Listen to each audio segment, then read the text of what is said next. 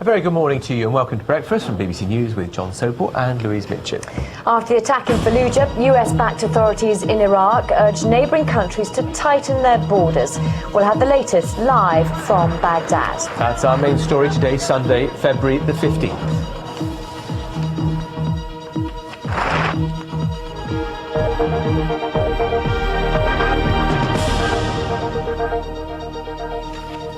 Very good morning, thanks for joining us. Also here on today's programme, still searching for survivors. At least 21 people are killed, more than 100 injured in the Moscow swimming pool tragedy. Will it all add up? The Conservatives outlined their plans for public sector spending. BAFTA show party, the Hollywood A-list arrived for Britain's prelude to the Oscars. And in sport, trouble for Thierry. Henry is out of Arsenal's FA Cup clash against Chelsea. First, though, our main story. American-backed authorities in Iraq have urged neighbouring countries to tighten their borders to prevent infiltration by foreign fighters. It follows an attack on Iraqi security forces in the town of Fallujah, west of Baghdad. 8:16 the time now, our headlines this morning. The American-backed authorities in Iraq have urged neighbouring countries to tighten their border controls after yesterday's attack on Iraqi security forces in the town of Fallujah.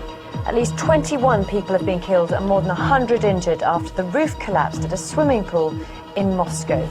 The Shadow Chancellor Oliver Letwin says the Tories can cut the share of Britain's wealth spent on the public sector without harming key services. This is Breakfast from BBC News. Here in the next 45 minutes or so, keep on caravanning. In It's Your Money, we'll tell you the cost of taking to the road.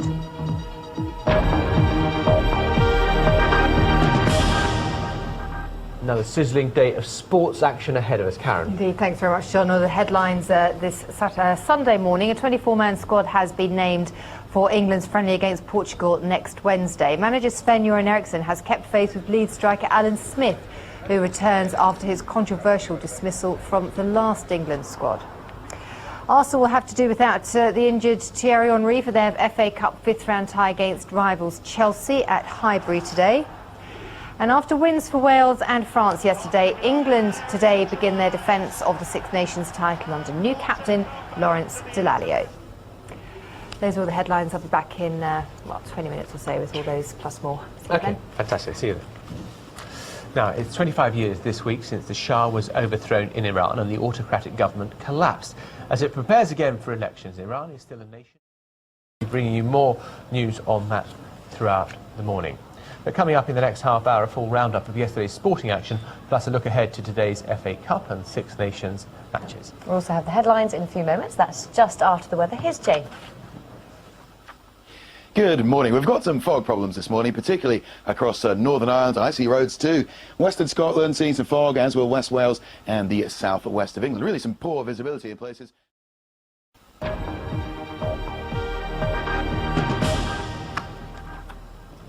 Hello, very good morning. This is Breakfast with Jon Sopel and Louise Minchin. Coming up before 9 o'clock, Gate 24 with Gwennon Edwards.